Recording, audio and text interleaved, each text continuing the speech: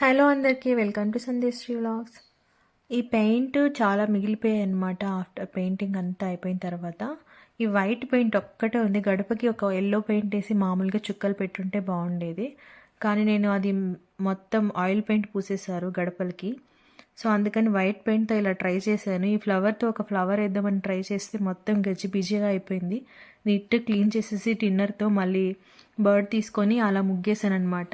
నాకు కొంచెం బాగానే అనిపించింది, నేను కూడా బాగా వేయగలను అనేసి. ఇంకా అదే ధైర్యంతో మెయిన్ గడపకు కూడా వేసేసాను. ఇది టైల్ మీద వేస్తున్నా, కొంచెం ఈవెన్గా రాలేదు, కానీ ఓవరాల్ లుక్ అయితే మాత్రం చూడడానికి చాలా బాగా వచ్చిందనమాట.